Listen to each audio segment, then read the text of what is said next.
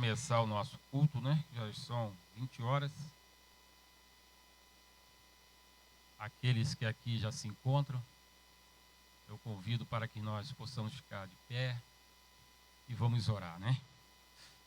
Amado Deus e Pai Todo-Poderoso, Criador dos céus e da terra, somos gratos a Ti, Senhor, por estarmos aqui mais uma noite na Tua casa, neste dia tão especial, quando podemos, ó Pai, ler a Tua palavra, louvar, estudar mais uma porção da Tua palavra, Senhor.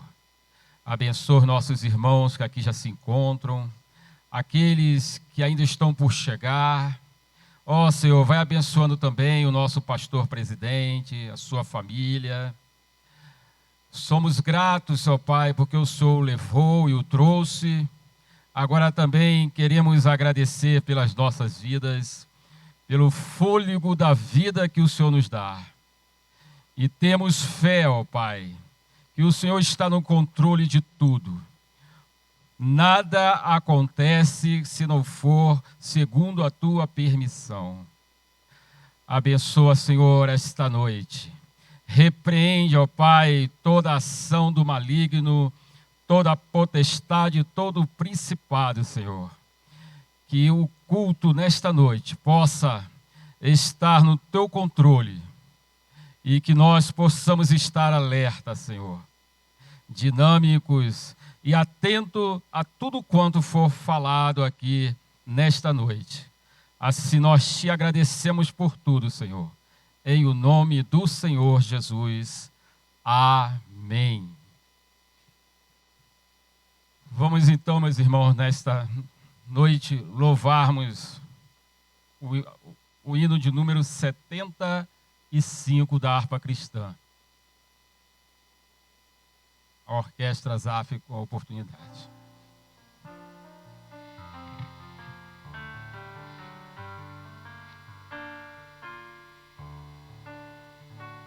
Em Jesus tens a palma da vitória. Amém?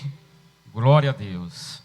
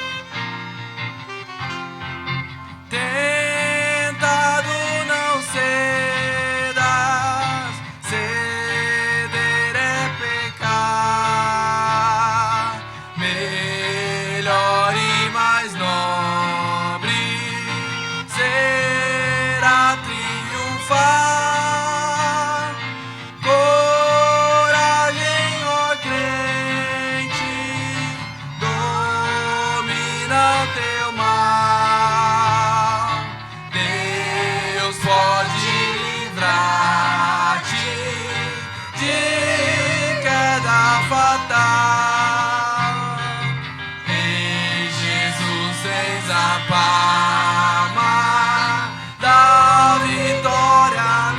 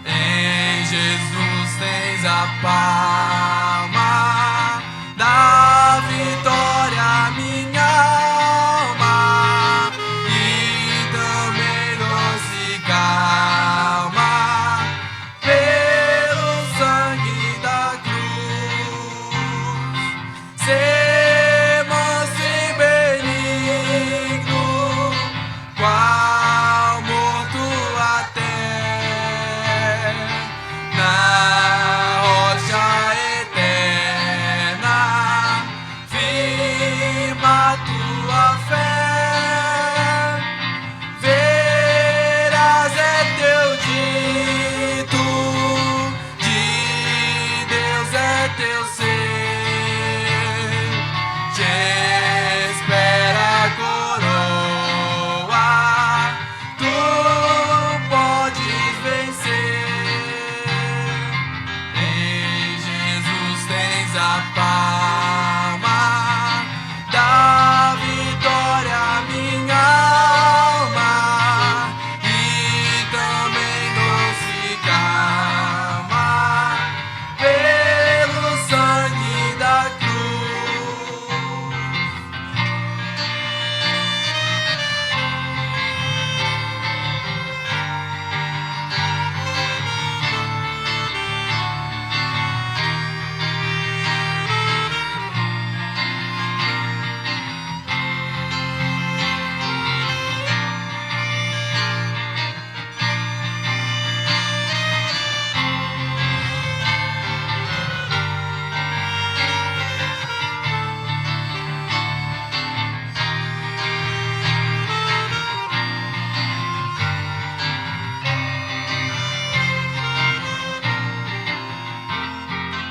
Em Jesus tens a palma da vitória, minha alma, e também doce calma pelo sangue da cruz.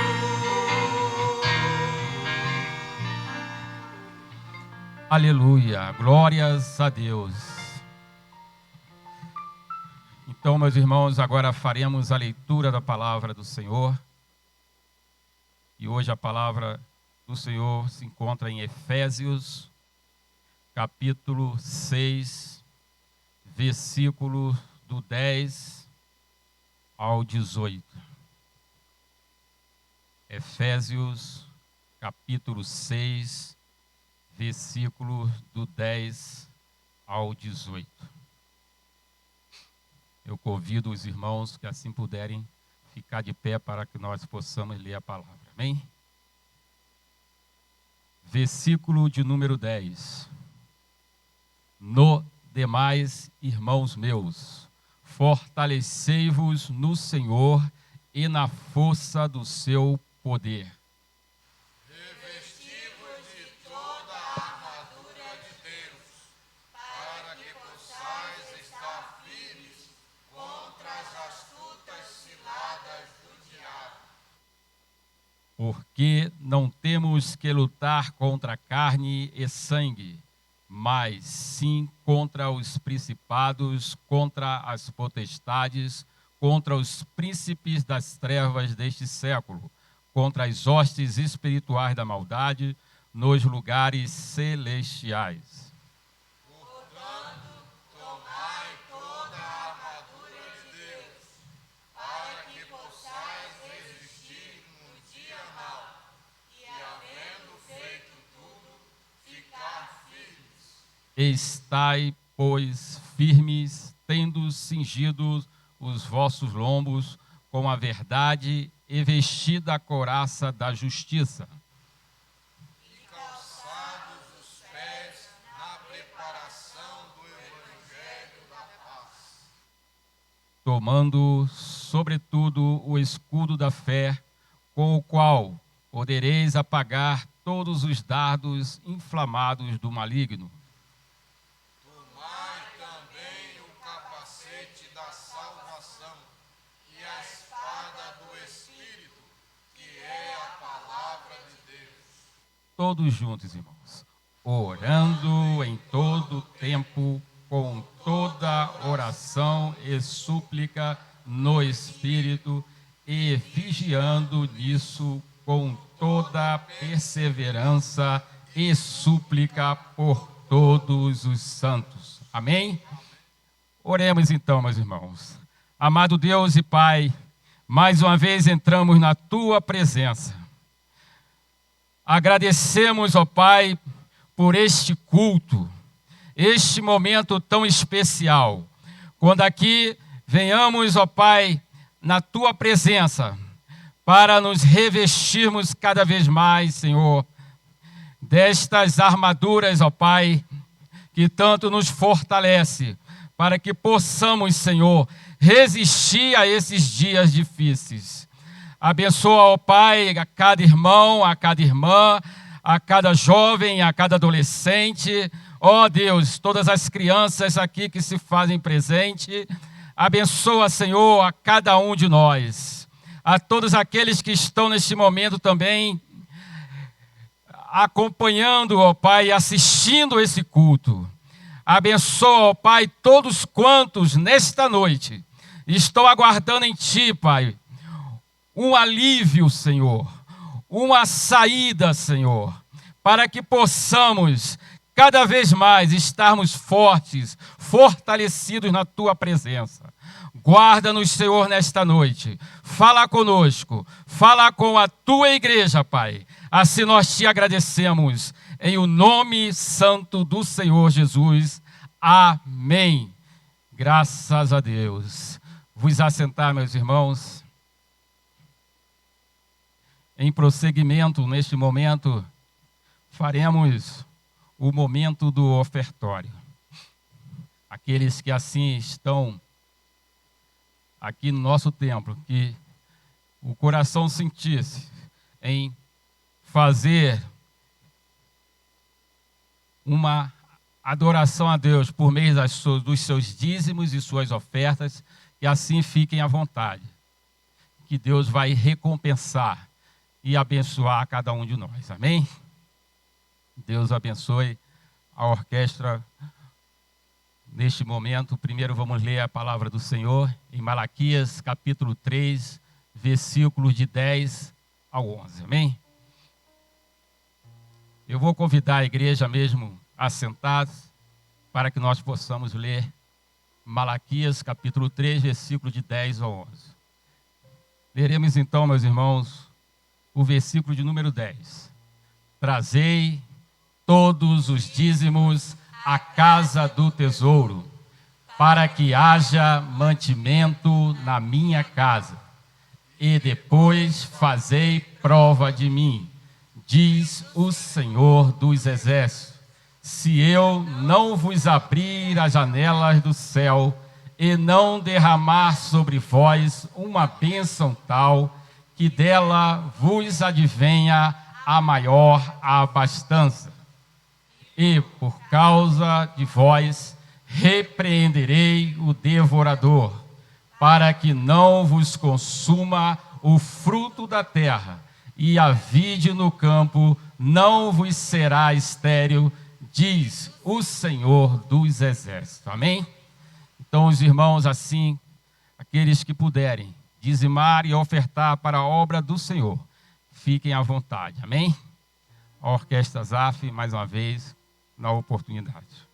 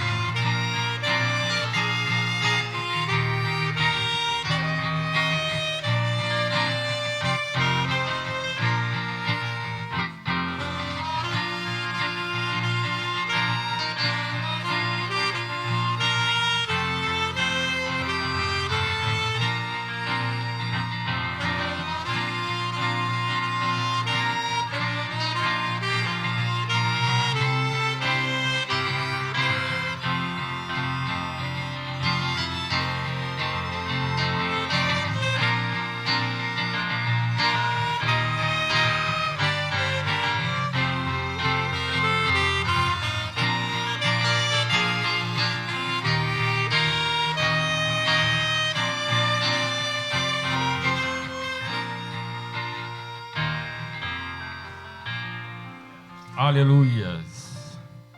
Eu vou convidar o nosso primeiro vice-presidente, pastor Souza Dias, para fazer essa palavra, para fazer essa oração e em seguida apresentar assim o nosso pastor presidente, pastor Douglas. Amém?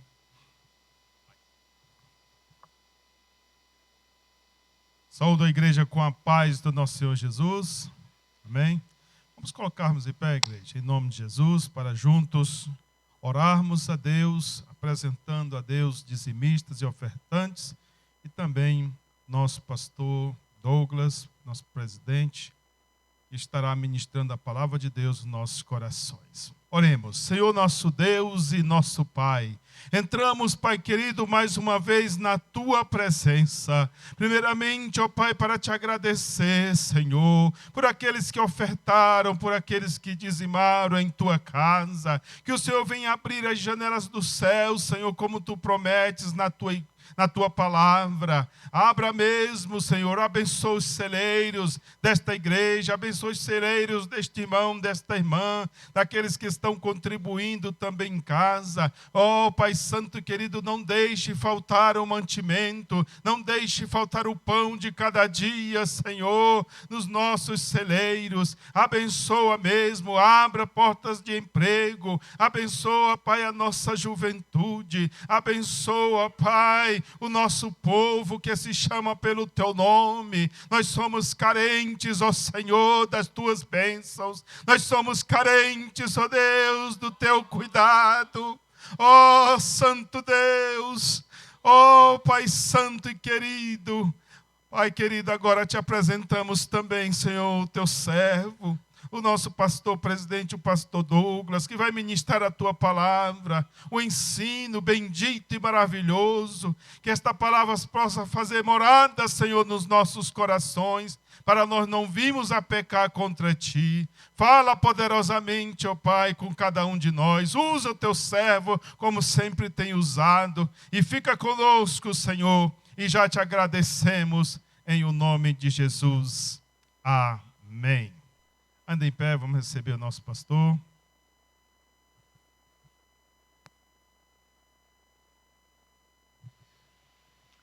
Queridos irmãos, eu vos cumprimento com a paz do Senhor Jesus. A igreja pode tomar o seu assento. É uma alegria receber cada um de vós aqui nesta noite de quarta-feira, quando chove forte em algumas regiões aqui de Brasília, mas louvamos a Deus pela vida de todos os nossos irmãos e irmãs que se esforçaram para aqui presencialmente assistirem e prestarem a Deus seu culto. Amém, amados? Sejam bem-vindos.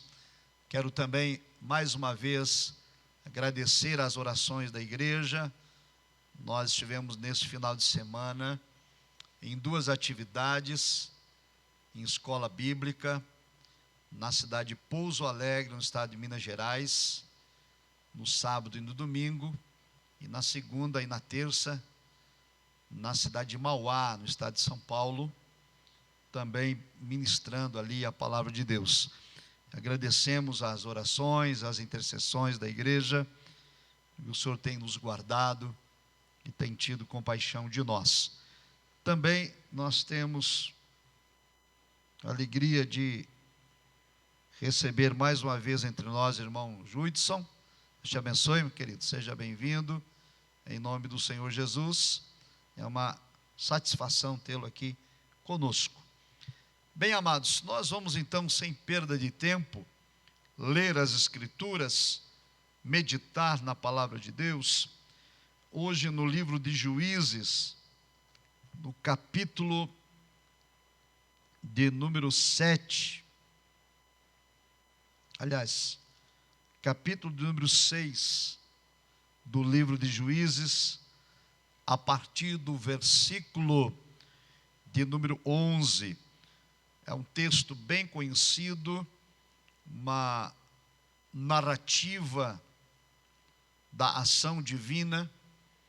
E vamos ficar em pé, então, para a leitura da palavra de Deus. Gênesis capítulo 6, a partir do verso de número 12, até o verso de número 14. Faremos a leitura como costume. Então o anjo do Senhor lhe apareceu e lhe disse: o Senhor é contigo, varão valoroso. A igreja...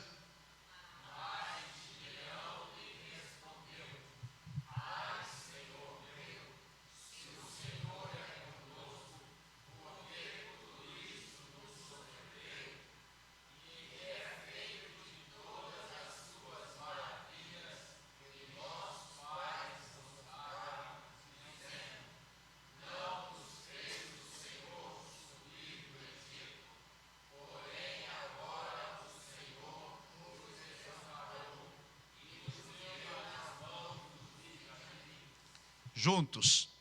Então o Senhor olhou para ele e disse: vai nesta tua força e livrarás a Israel da mão dos midianitas. Quem crê diz amém. Fechamos nossos olhos, vamos orar mais uma vez. Amado Deus e soberano Pai, a igreja se reúne aqui nesta noite, nesta casa de oração, para tributar ao Senhor o nosso culto, e agora rogamos que o Senhor venha falar profundamente aos nossos corações, por meio da tua santa palavra. Oramos em nome de Jesus Cristo. Amém. Podeis tomar assento, meus amados. Nós queremos também aproveitar o ensejo para parabenizar o nosso irmão Renato. O Renato é o aniversariante do dia. Deus abençoe sua vida, Deus lhe conceda os desejos de seu coração e lhe multiplique os anos com muita saúde. Ofertamos este culto em ação de graças a Deus pela vida do nosso irmão Renato. Quem está de acordo diz amém. Amém. Amados, o tema da nossa reflexão vai estar projetado. Vamos ler juntos a experiência de Gideão. E vamos abordar 5 pontos principais. Vamos ler também juntos as circunstâncias adversas, a reação pessoal de Gideão, o plano divino revelado, as dúvidas e temores de Gideão, a estratégia dada por Deus.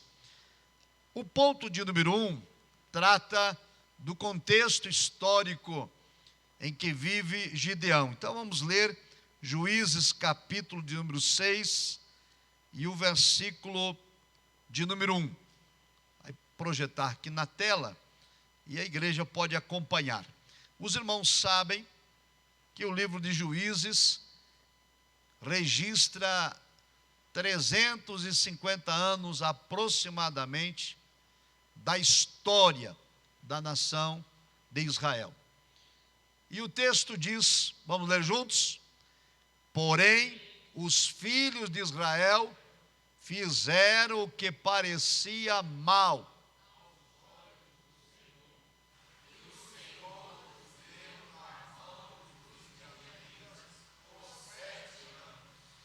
O texto bíblico diz claramente que Deus entregara a nação de Israel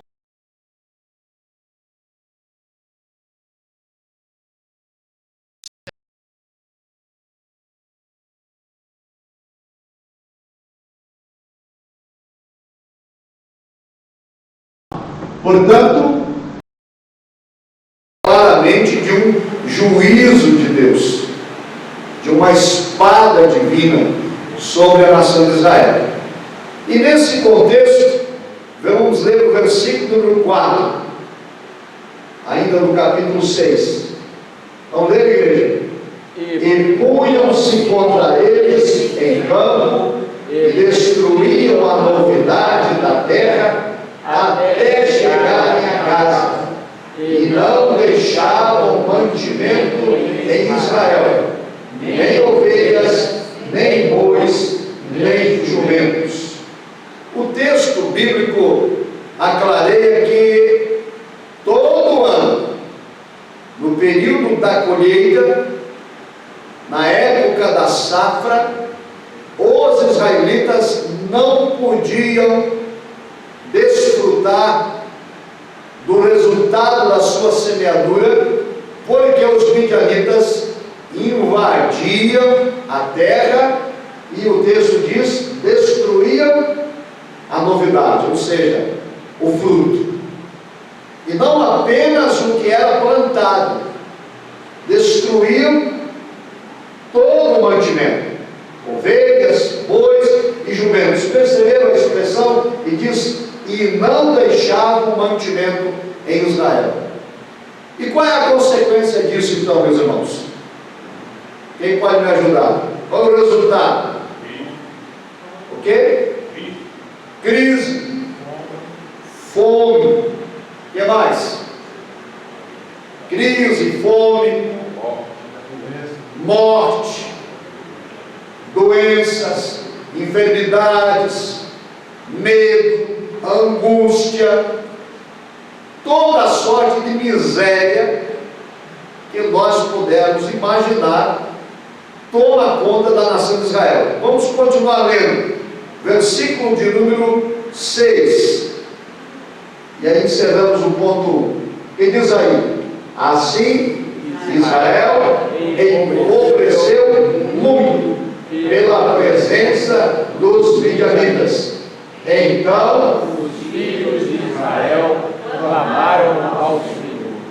Aqui tem duas informações que eu gostaria de destacar à igreja. Primeiro, a clara informação de que a nação empobreceu.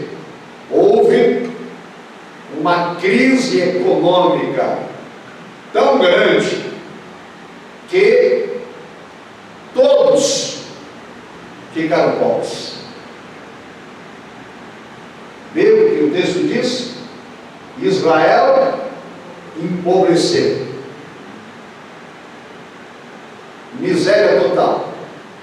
E aí o que me chama a atenção, até aí fica óbvio, uma nação 7 anos vivendo sobre um adversário que faz ataques e saqueia a cidade. Mas o me chama a atenção o seguinte, que quando foi que os filhos de Israel clamaram ao Senhor, o que diz aí o texto? Depois que empobreceram muito. Só quando não tinha mais para onde correr, só quando não havia mais nenhuma expectativa, então resolveram, depois de 7 anos, clamar ao Senhor. Vamos pensar sobre isso, meus irmãos. Não é verdade que na vida de muito crente e de muita gente, a lembrança de Deus só ocorre quando não há saída? Sim ou não? Quantas pessoas esperam o mal acontecer? Quantos esperam a crise chegar? Quantos esperam o pior suceder para então se lembrar de Deus? E olha que o texto está falando não de uma sociedade que não conhece Deus, ao contrário, é a nação de Israel, é o povo eleito, é a nação dos profetas, é a nação de Abraão, de Isaac, de Jacó, é a nação dos sacerdotes, é a nação escolhida por Deus. Mas eles deliberadamente voltaram-se contra Deus, e o Senhor entregou então nas mãos dos midianitas, e durante 7 anos, vou repetir, durante 7 anos se conformaram com o problema. Durante 7 anos deixaram o problema se agravar. Durante 7 anos não reagiram. Aliás, aqui Aqui, amados, fica evidente que o ser humano, diante do mal, ele tem duas reações. A primeira é de aceitação. E a aceitação é acompanhada de uma atitude de não resistência, de não oferecer nenhum tipo de oposição e deixar o mal correr solto. E todos em Israel tomaram essa postura, se submeteram ao mal e passivamente concordaram com toda a violência que a nação sofria nas mãos dos midianitas. Não reagiram, não clamaram ao Senhor. E eu pergunto à igreja, durante esse período em que não houve reação, o mal se resolveu por si mesmo ou a situação agravou? Agravou. Significa então dizer, amados, que se nós não nos posicionarmos contra a adversidade, contra aquilo que nos é contrário, se não tomarmos uma posição, nada vai mudar. A mudança que pode ocorrer é de agravar o problema. E aí o segundo ponto da nossa mensagem diz o seguinte, coloca lá de novo, uma reação pessoal. Depois de 7 anos de conformismo, de aceitar o mal, de ser conivente com aquela circunstância, um homem decide reagir. O homem decide tomar uma postura diferente. E aí o versículo de número 11, que nós vamos ler, capítulo 6, versículo 11, há o registro da posição deste homem. Então o anjo do Senhor veio e assentou-se debaixo do carvalho que está em Ofra, que pertencia a Joás, a Biesrita, e Gideão, seu filho, estava malhando o trigo no lagar para o salvar dos midianitas. Aqui há o registro de que Gideão, da tribo de Manassés, essa expressão aqui, a Biesrita, era uma clã que pertencia a Manassés, que é a menor tribo em Israel. E eu fico pensando nessa circunstância, irmãos. A reação aqui de Gideão, vamos fazer essa análise. Olha, o texto bíblico diz que ele era filho de Joás, que era Abiesrita, e o próprio Gideão depois vai dizer isso também, nós vamos ler daqui a pouco. Ele pertence à menor tribo, ao menor clã, à menor família, o que significa dizer que ele, Gideão, dentre todos os habitantes de Israel, a família dele, o clã dele e a tribo dele é a mais pobre de todas. Todo mundo sofre, todo mundo está em miséria, mas ele reconhece que a família dele está em situação pior do que todos. E ele então decide dar um basta. Ele vai reagir. E o versículo de número 12, vamos ler, por favor, a igreja. Então o anjo do Senhor lhe apareceu E me disse: o Senhor é contigo, varão valoroso. O Senhor é contigo, varão valoroso. Qual é o valor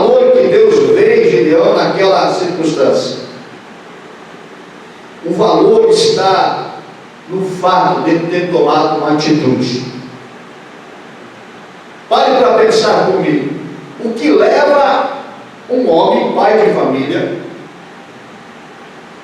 fazer um esforço solitário de impedir que o trigo da lavoura dele não seja saqueado? Ei, amados, o exército midianita invadia com seus camelos e levava tudo embora. E a Bíblia diz que nesse período os homens de Israel corriam para as montanhas se esconder, apavorados, acovardados, e permitiam que com o saque, com a pilhagem dos midianitas, as suas esposas, seus filhos e a sua família passassem fome. Então um dia Gideão, depois de 7 anos de ver a sua família empobrecendo, de ver os seus filhos doentes, de ver a sua esposa passar fome, de ver seus filhos chorarem com dor no estômago, ver a sua família decadente, então ele decide, aleluia, tomar uma postura. Ele diz: a partir de agora podem levar a colheita de todos, mas não levarão mais a minha colheita, não levarão mais o sustento da minha casa. Eu vou reagir, eu vou me posicionar, custe o que custar, dê o que der, resulte do que resultar, eu não permitirei mais que minha família seja saqueada. Amém. Sabe o que isso quer dizer, amados? Aí a nação começou a clamar, e Gideão foi agir. Eu tenho escutado muito nos últimos dias: só basta orar. Será que só basta orar? Alguém está desempregado, e aí ele fica em casa orando: Senhor, me dá um emprego, Senhor, me envia um emprego, Jesus, me abre uma porta de emprego. Basta? Sabe que ele não precisa sair à rua, distribuir currículos, bater na porta das empresas, marcar entrevistas, deixar o telefone de contato, um e-mail, apresentar as suas credenciais, as suas habilitações? A Escritura está permeada de ilustrações que dizem que o povo de Deus precisa orar e agir. Quando a nação de Israel estava diante do Mar Vermelho, sem haver escape, Moisés foi orar e dizia: Senhor, e agora? O que faremos? E Deus diz a Moisés: levanta e diga ao povo que marche. Você já orou, já apresentou a situação, então agora vai agir. E ele está diante do mar.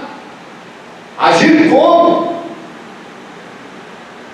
Mergulhar, colocar o povo para nadar, construir uma embarcação, preparar uma balsa. Aqui, irmãos, é que está o segredo. A ação de Moisés foi acreditar que Deus tinha poder para abrir o mar. E a ordem divina dada a ele foi: levanta a vara, e eu, Senhor, enviarei um vento oriental, e eu vou providenciar o meu escape e o meu livramento. Por isso, amados irmãos da igreja, nós precisamos, enquanto servos e servas de Deus, lutar contra o mal, lutar contra as adversidades, sempre crendo, sempre acreditando, sempre tendo a esperança de que o Senhor Deus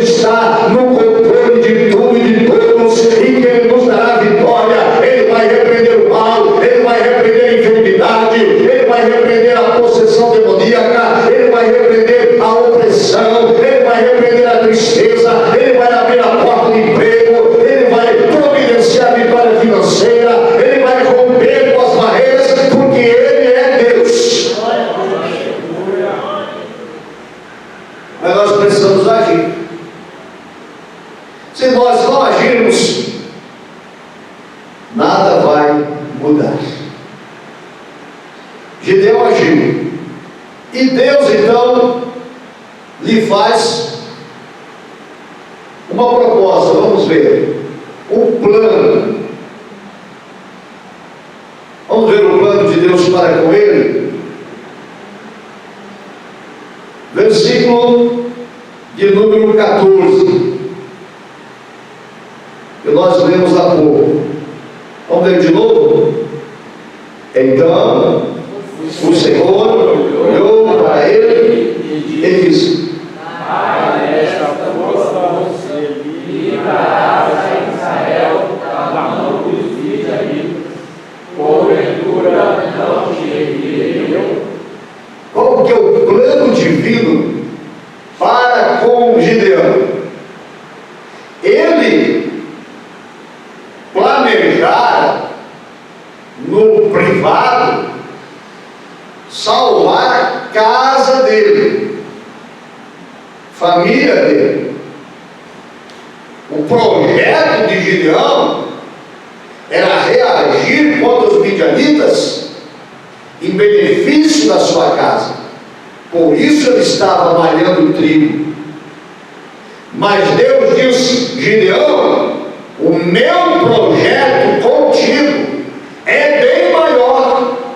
Você não vai livrar apenas a tua vida e não somente a tua casa. Tu vais livrar a Israel como um todo. Aleluia! Esse é o meu plano contigo. Vai nessa tua força, porque sou eu, Senhor, que te envio. E diante dessa revelação, o versículo seguinte, o verso número 15, vamos ler o que diz? E ele disse: Ai, Senhor meu, como livrarei a Israel? Eis que a minha família é a mais pobre de Manassés, e eu o menor na casa de meu pai. Veja a constatação, disse: eu tenho consciência que eu não sou nada. O meu plano é o mais pobre dentro da tribo de Manassés. E dentro do clã, eu ainda sou o último. Eu sou o menor. Como eu posso livrar Israel? Ele está dizendo: Senhor, eu não tenho nenhuma influência, não tenho nenhuma ascendência, nem conhecido eu sou, não tenho nenhuma autoridade, eu não tenho poder econômico, não tenho poder político, não tenho poder militar, não pertenço à realeza, não pertenço ao sacerdócio, nem profeta eu sou. Ele era nada, era um ninguém. Mas, amados irmãos, escute: o povo de Israel tinha líderes, embora era um período de juízes e cada um fazia o que bem entendia, mas havia pessoas com influência e nada fizeram. E Deus escolheu o menor para fazer a diferença.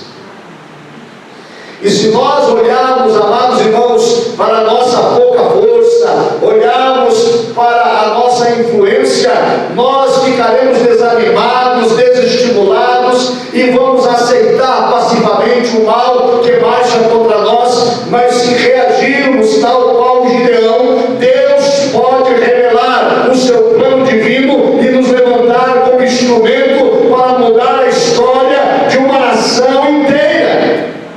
Amém. Aleluia. Quantas pessoas estão conformadas com o que acontece dentro da sua casa, o que acontece dentro da sua família, o que acontece dentro da sua atividade profissional, se conformam com pouco, se conformam com o mínimo.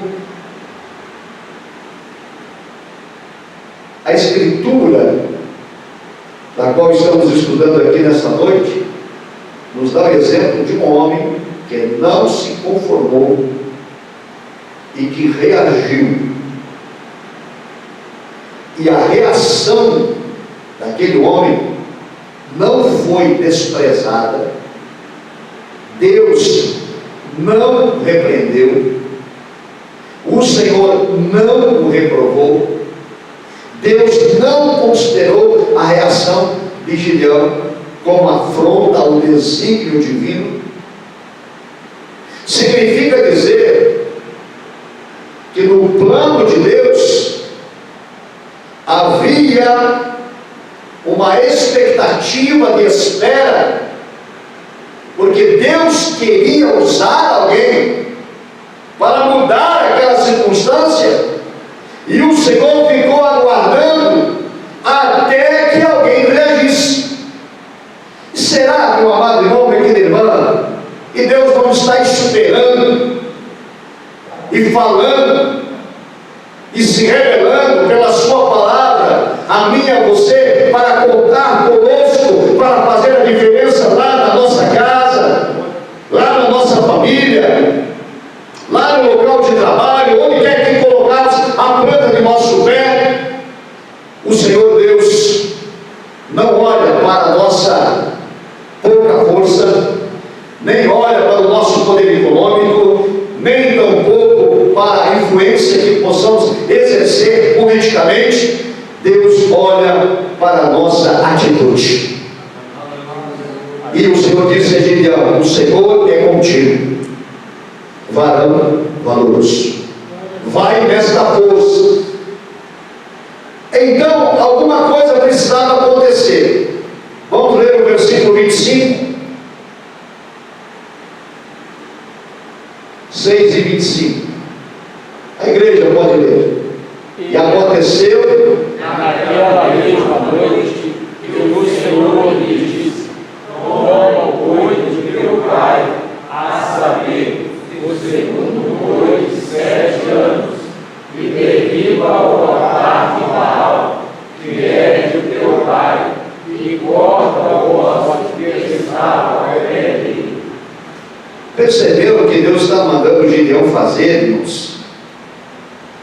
Eles estavam 7 anos sob a opressão dos midianitas porque faziam o que era mal aos olhos do Senhor. E ainda lá na própria família de Manassés havia um altar edificado a Baal e um bosque cuidado, ornamentado em adoração a Baal. Essa idolatria, essa afronta, esse pecado contra Deus não podia mais ser tolerado. E Deus disse a Gideão: você vai tomar providência, derriba o altar de Baal e coloca por terra o bosque. E com medo, Gideão faz isso na madrugada, às escondidas. E veja o que vai acontecer, versículo número 28. Levantando-se, pois, os homens daquela cidade de madrugada, eis que estava o altar de Baal derribado, e o bosque que estava ao pé dele, cortado, e o segundo boi oferecido no altar, de novo edificado. Gideão derrubou o altar de Baal, cortou o bosque, edificou o altar a Jeová e sacrificou em honra a Jeová. Versículo seguinte: e uns aos outros disseram: quem fez esta coisa? Esquadriando e inquirindo disseram: Gideão, filho de Joás, fez esta coisa. Verso 30. Então os homens daquela cidade disseram a Joás: tira para fora o teu filho, para que morra, pois derribou o altar de Baal e cortou o bosque que estava ao pé dele. Ei, amados, podem pensar nisso um pouco.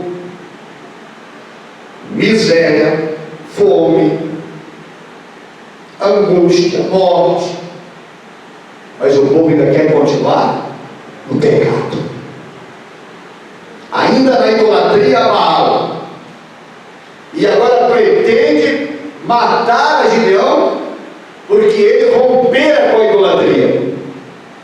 Agora veja o seguinte, verso 31. Porém Joás disse a todos que se puseram contra ele: contendereis vós por Baal? Livrá-lo-eis vós? Qualquer que por ele contender, ainda esta manhã será morto. Se é Deus, por si mesmo contenda, pois derribaram o seu altar. E o verso 32, pelo que naquele dia lhe chamaram Jerubbaal, dizendo: Baal contenda contra ele, pois derribou o seu altar. O pai de Gideão disse: olha, se Baal é Deus, então deixe que ele julgue Gideão, deixe que ele contende com Gideão. Por isso que chamaram Jerubbaal, aquele que contenda contra Baal. E assim apaziguou por aqueles homens. Porém, escute, para nós passar ao terceiro ponto. A ação que Gideão fez de santificar o seu clã, santificar a sua casa, santificar a sua família, atraiu não somente a ira da própria família, mas sobretudo atraiu a ira dos midianitas e dos amalequitas, que tomaram conhecimento que um homem em Israel ousou se rebelar contra a opressão midianita. E o quarto ponto agora da nossa mensagem, então, pode voltar lá para o slide: as dúvidas e os temores de Gideão. Vamos ler o texto do capítulo 6, versículo 33. O que nós vamos aprender com isso, amado? Enquanto você estiver conformado, levar uma vidia cristã, mediana, de altos e baixos, e deixar as coisas correrem, e não reagir contra o mal, e não se importar com aquilo que não está certo, e não se incomodar com aquilo que desagrada ao Senhor, então teremos uma vida mediana, medíocre, de miséria. Mas quando nós reagirmos contra o mal e nos posicionarmos ao lado do Senhor e fazer o que é certo, derrubar Baal, cortar os bosques, que significa romper com o pecado, retirar da nossa casa, da nossa vida, tudo que é impedimento da bênção de Deus, nos santificar, então nós vamos atrair a força do inferno. O mal vai se levantar contra nós com todo ímpeto para nos calar, para nos obrigar a desistir. E veja o que diz então o versículo 33. Leia comigo. E todos e os filhos do Oriente se ajuntaram no morro e passaram e puseram seu campo no vale de Jezreel. Amém? Olha o que diz o texto: todos os midianitas, e não só eles, os filhos dos amalequitas e os filhos do Oriente, se ajuntaram num corpo, ou seja, um único exército, para marchar contra Gideão. Um homem sozinho, a enfrentar um exército formado de 3 confederações. E a Escritura então vai dizer que ele é tomado de dúvidas. Que loucura eu fui fazer? Onde estava eu com a cabeça? Deveria ter ficado quieto. E muita gente, meus amados irmãos, vive esse tipo de dúvida que viveu Gideão. Ora, agora ele tem um problema maior. Agora ele precisa enfrentar 3 confederações de exército e ele não tem nada. Ele não tem exército, ele não tem armas, ele não tem habilidade militar, ele não tem estratégia. Ele só tem uma palavra, só tem uma promessa, só tem uma orientação de Deus que é muito genérica, que diz a ele: vai nessa tua força. Aí vai como? E então a Bíblia diz, versículo número 37, que ele vai fazer a prova com Deus. Eis que eu porei um velo de lã na eira, e se o orvalho estiver somente no velo, e secura sobre a terra, então conhecerei que has de livrar Israel por minha mão, como tu tens dito. Ele fez uma prova com Deus. Ele disse: eu vou colocar um novelo de lã no campo, e vou aguardar a noite passar, e quando o dia amanhecer, eu quero como sinal que toda a relva esteja seca, e o novelo de lã encharcado de água. E isso, claro, vai contra qualquer lei da natureza. Eu fico pensando, irmãos, quando leio o texto, se Gideão dormiu direito aquela noite. Será que dormiu? Esperou a noite passar, ele correu lá com o coração palpitando, ele corria pela relva, a relva estava seca, não havia orvalho em lugar nenhum. E quando ele chegou, lá no velo de lã estava encharcado. Mas não foi suficiente para Gideão. A dúvida assaltou a mente e o coração daquele homem. Ele ficou muito preocupado. E se for uma coincidência? E ele disse: Senhor, eu peço uma segunda prova. Amanhã eu farei a mesma coisa, vou deixar a lã. E eu quero, Senhor, que toda a relva esteja molhada e a lã esteja seca.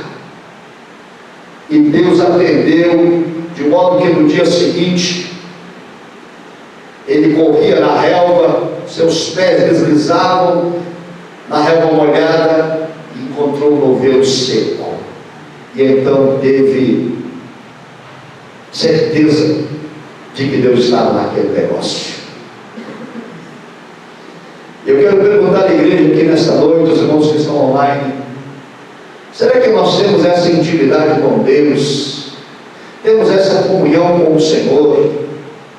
E conversar com Ele? E de receber da parte de Deus sinais e orientações de como devemos agir e proceder para mudar a circunstância de algo que nos é desfavorável? E então o texto vai dizer que, diante desta convicção, Gideão vai apregoar em Israel um chamamento para formar um exército e assim marchar contra os midianitas e amalequitas e os filhos do Oriente. E a Escritura diz que ele consegue juntar um determinado número. Vamos ler capítulo 7, versículo número 3. Ele juntou 33 mil homens para marchar contra 3 exércitos. E Deus disse a ele ainda, capítulo 7, verso 3. Vamos ler a igreja? Agora, pois, apregoa aos filhos do povo, dizendo: quem for covarde e medroso, que volte e vá-se apressadamente das montanhas de Gileade. Então contaram o povo 22 mil, e 10.000 ficaram. Ei, amados, aqui nós aprendemos algo. Há um chamamento. Vamos resistir à opressão. Vamos lutar contra os adversários. Vamos marchar contra os midianitas. Não vamos aceitar mais a escravidão. Deus nos convoca para a batalha. E muita gente fica entusiasmada, animada. Vamos! E quando junta as pessoas que se motivaram para o combate, Deus diz: o povo é muito, esta vitória sou eu, Senhor, que darei. Não será pela quantidade das pessoas envolvidas, mas pelo meu poder. E tem outro detalhe, Deus disse a Gideão: desse povo todo que se reuniu, muitos deles estão aqui tomados pela emoção, mas eles não suportam o tranco. Então apregou no arraial. E veja que a mensagem no arraial, ela é dura. Ele diz assim: quem for medroso e quem for covarde, vai embora, volta para casa, porque nós vamos partir para o tudo ou nada. E quem não tem plena convicção de que Deus está conosco e que vai entrar com providência e vai prover um meio de livramento, pode ir embora. E o texto diz que 22.000 eram covardes e medrosos. E, amados irmãos, será que nós somos considerados por Deus também como pessoas covardes? Como medrosos? Que não confiamos no poder de Deus e nos amedrontamos e nos recolhemos ao medo? Ficou 10.000. Deus disse que não é muito. Vamos ler o verso de número 5. Ficou 10.000. E eu pergunto aos irmãos: 10.000 eram medrosos e covardes ou não? Não, quem ficou era valente. Quem ficou era corajoso. Porém, Deus tem um outro teste. Vamos ler o versículo. Todos sabemos o texto, mas vamos ler. E fez descer o povo às águas. Então o Senhor disse a Gideão: qualquer que lamber as águas com a sua língua, como as lambe o campo, esse porás à parte, como também a todo aquele que se abaixar de joelhos a beber. E foi o número dos que lamberam, levando a mão à boca, 300 homens. E todo o resto do povo se abaixou de joelhos a beber as águas.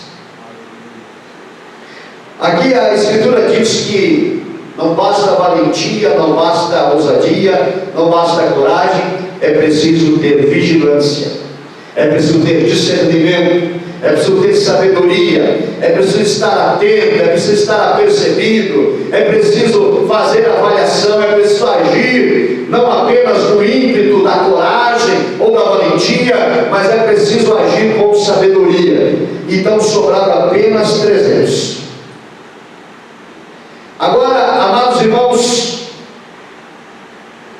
Gideão fica outra vez duvidoso como vencer com 300. E Deus dá a ele uma estratégia totalmente inusitada, nunca antes empregada. Nenhuma arma, nenhuma espada, nenhuma lança, nenhuma flecha, nenhum arco, vasos de barro, buzinas e tochas de fogo. Deus diz a ele: você vai dividir os 300 homens em 100 companhias de cada e vai cercar o exército inimigo. E quando for dado o sinal, vai tocar as buzinas, quebrar os jarros e empunhar as tochas. E ele fica preocupado, será que vai dar certo? E vamos ler então o versículo seguinte, capítulo 7, e o versículo número 12, para os irmãos entenderem a dúvida e a incerteza de Gideão. Leiam comigo, irmãos. E os midianitas e amalequitas e todos os filhos do Oriente jaziam no vale como gafanhotos em multidão, e eram innumeráveis os seus camelos, como a areia que há na praia do mar em multidão. Perceberam as expressões usadas? Por que o escritor bíblico usa jaziam como gafanhotos em multidão, inumeráveis os camelos como areia na praia do mar em multidão? Não há nenhum exagero. O escritor está demonstrando para mim e para você que não havia nenhuma possibilidade humana de vencer um exército inumerável. Eram como gafanhotos, como areia do mar. Era uma imensidão de homens armados, montados em camelos, preparados para o combate, adestrados para a batalha, para enfrentar 3 companhias de 100 homens totalmente desarmados. Aquilo era absolutamente uma loucura, era algo que não se podia conceber, mas havia por trás disso tudo um plano divino, um propósito do Todo-Poderoso para demonstrar a Gideão e a nação de Israel quem é o Senhor Deus dos exércitos. Aleluia! Então, amado irmão, querido irmão, quem sabe você está vivendo isso? Você tem um diagnóstico médico que diz que não tem cura. Você tem um problema financeiro. O único meio é se desfazer dos bens que tens, ou se endividar um pouco mais. Você tem um problema no casamento, você tem um problema de relacionamento na família, você tem uma situação insolúvel no trabalho, a porta de emprego não abriu, a saúde, apesar de todo o tratamento e esforço, não melhora, a situação financeira, apesar de todas as economias e restrições, continua no vermelho, a desmotivação, a insônia, o medo, a angústia dominam o seu ser, a sua alma, porque você olha e vê um exército de gafanhotos, você vê um exército de inúmeros soldados montados em camelos como a areia do mar, e não tem saída. Eu sempre penso em Gideão, e eu procuro imaginar o que passa na mente daquele homem quando ele olha da colina aquele mar de soldados armados. É carnificina, é loucura. Então Deus diz a ele: se aproxima Gideão do arraial. E veja o que acontece no versículo 13. Chegando, pois, Gideão, eis que estava contando um homem ao seu companheiro um sonho. Ele dizia: eis que um sonho sonhei, eis que um pano de cevada torrado rodava pelo arraial dos midianitas, e chegava até as tendas, e os feriu, e caíram, e as transformou de cima para baixo, e ficaram abatidos. Veja, o sonho do homem é um pão de cevada. E veja que traz informação a mais: um pão de cevada torrado. Irmãos, a cevada, nesse período, era a farinha da pobreza, da miséria. Hoje, comer pão de cevada já é outro padrão. Naquela época, a cevada era usada para os animais. E como não havia mais nada em casa para comer, então os pobres, os miseráveis, faziam pão com a cevada que era para servir os animais. E o pão de cevada de dias, o pão de cevada amanhecido, só podia ser comido se fosse torrado. Até hoje ainda as mulheres fazem isso, né? Torram o pão amanhecido lá para poder comer. Então o texto está dizendo que, além de ser o pão de cevada de última categoria, ainda ele era de dias, vencido, torrado. E o versículo seguinte diz o seguinte: e respondeu o seu companheiro e disse, interpretou o sonho do amigo: não é isto outra coisa senão a espada de Gideão, filho de Joás, varão israelita? Deus tem dado na sua mão aos midianitas e a todo este arraial. Amém, queridos? Na hora da adversidade, na hora da angústia, na hora do medo, na hora da tensão, da escuridão, das trevas, Deus tem uma palavra de fé, Deus tem uma palavra de esperança, Deus tem uma palavra de ânimo. Deus levanta alguém para nos socorrer na hora da angústia. Ele é o Senhor da providência. Aleluia. E aí, o último ponto, vamos lá para encerrar. O slide primário: a estratégia dada por Deus. E aí finalizamos.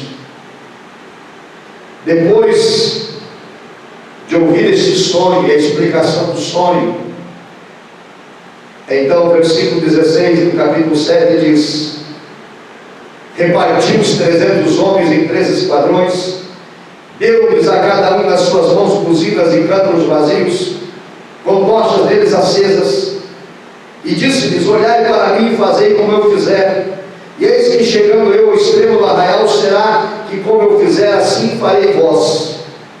E o verso 20: assim tocaram os 3 esquadrões as buzinas, e partiram os cântaros, e tinham nas suas mãos esquerdas as tochas acesas, e as suas mãos direitas as buzinas, que tocaram e exclamaram: espada do Senhor e de Gideão. E o verso 22: tocando, pois, os 300 as buzinas, o Senhor tornou a espada de um contra outro, e isto em todo o arraial, e o exército fugiu. Quem pode dizer amém? Amém. Fiquemos em pé em nome de Jesus, irmãos. Aleluia. Eu quero lhe convidar a fechar os teus olhos por um instante.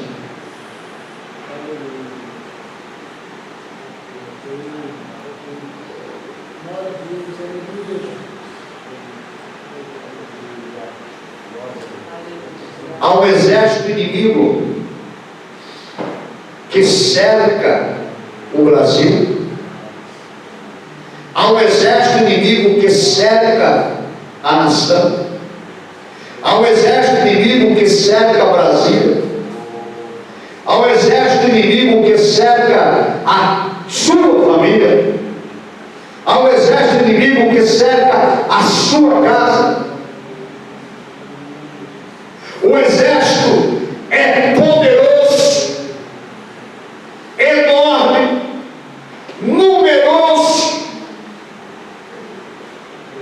É todo um sistema mundano, diabólico e satânico. E não há força humana que possa detê-lo ou derrotá-lo. Mas se o povo de Deus, eleito pelo Senhor, Aleluia. se posicionar, aleluia, derribar o altar de Baal, cortar os bosques da vaidade,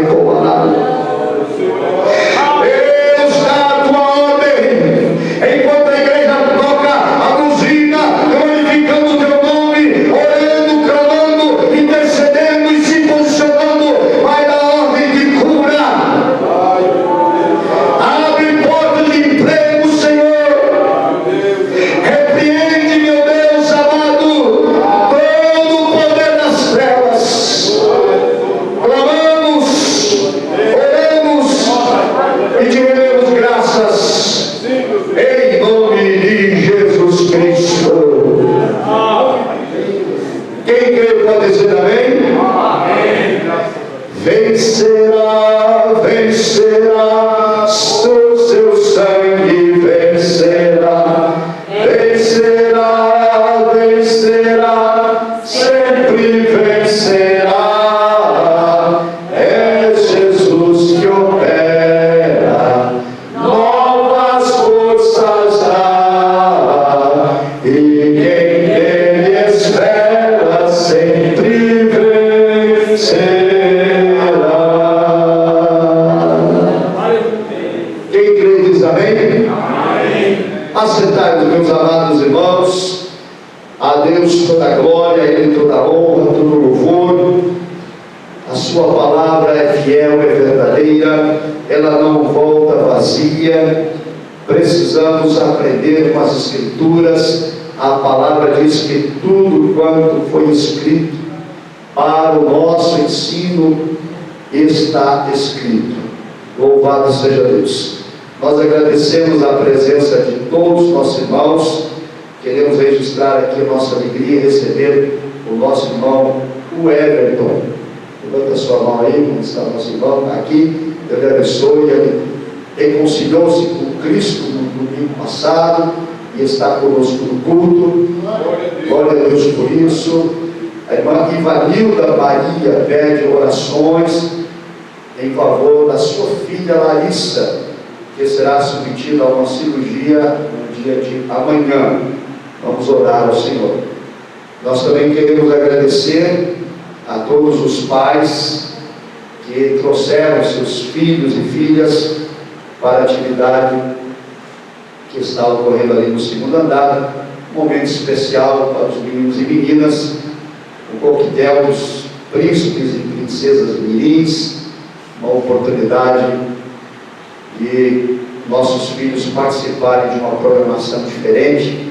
Nós agradecemos a todos os pais que se esforçaram em trazer seus filhos para essa atividade.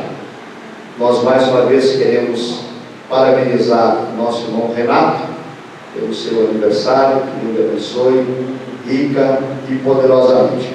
Convidar a igreja para os trabalhos no dia de amanhã, quinta-feira. Nós temos às 6 horas intercessão aqui presencial no templo. Todos estão convidados. Também nós teremos amanhã, quinta-feira, a ensaio amanhã, ensaio da orquestra Azaf. Todos os membros estão convidados. E no sábado nós temos consagração às 7 horas da manhã e o culto da mocidade às 19 horas. Domingo é culto de escola bíblica dominical às 9 horas e culto público às 19 horas. Esses são os trabalhos da semana. E amanhã, aliás, na sexta-feira, vocês têm um convite aí. Sexta-feira vai ser o encontro das rainhas, né? E a vez das irmãs. As irmãs estarão reunidas aqui na sexta-feira para o coquetel das rainhas. Então, todas as irmãs estão convidadas. Reforçamos aqui o convite. 19h30, coquetel das rainhas das senhoras. E contamos com o apoio dos pais, né, para cuidarem dos filhos nesse dia, deixar as esposas livres para participarem dessa atividade. Que Deus em Cristo abençoe a todos nós. Amém? Vamos ficar então em pé em nome do Senhor Jesus. Nós vamos convidar o nosso irmão Renato para passar aqui e receber a oração da igreja. Convidar também o pastor Lúcio para vir aqui orar. E o evangelista José Orlando para proclamar o lema de nossa igreja. E agradecemos o presbítero Orlando que esteve na direção do culto nesta noite. Então temos um pedido de oração em favor de Larissa, que vai fazer a cirurgia no dia de amanhã, também pelo irmão Renato, aniversariante.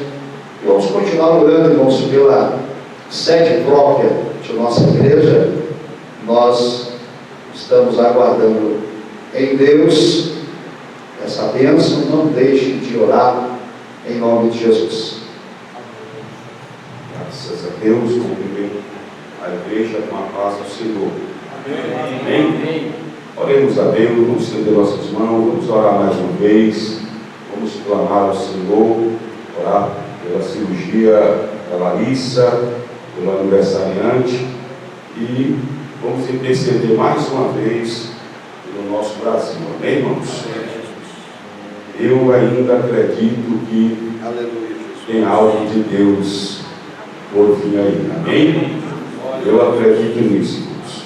Aleluia. Porque a palavra falou com a gente, né? Glória a Deus, aleluia, Jesus. Israel estava no pecado, eu acredito que muito maior que nós. E Deus resolveu mudar a história. Glória a Amém, Deus. igreja? Quem crê nisso, diga amém. Amém. Eu creio que Deus não permitirá o circunciso sentar naquela cadeira, nem o seu vice, né? É tudo da mesma laia. Amém, igreja? Quem crê nisso, diga amém. Amém.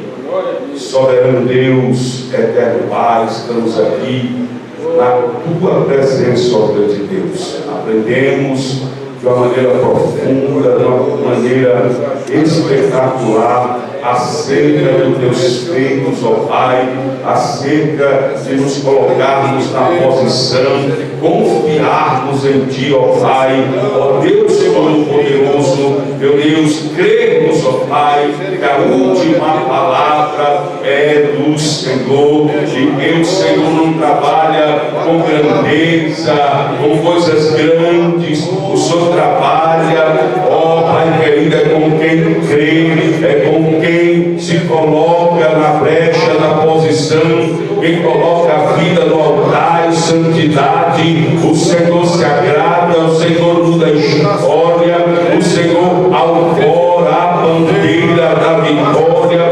Portanto, ó Pai, muda essa história, Senhor. Ó Pai, estão zombando, agora não é somente, aleluia, da igreja, dos servos e servas, agora estão zombando de Ti, Senhor. Ó Pai, colocando em dúvida o Teu povo.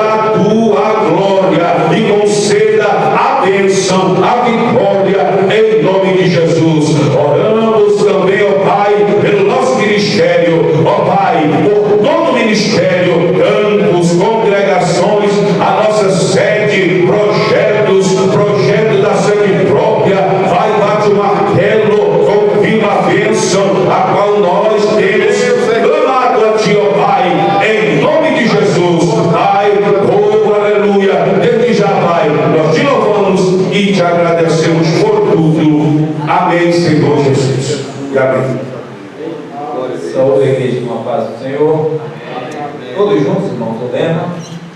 Adoração, milagres e salvação. 2022, ano de clamor e consagração. Em nome de Jesus. Amém. Que a graça do Senhor Jesus, o amor de Deus Pai e a comunhão do Espírito Santo seja com todos e os irmãos que creem, digam comigo. Amém.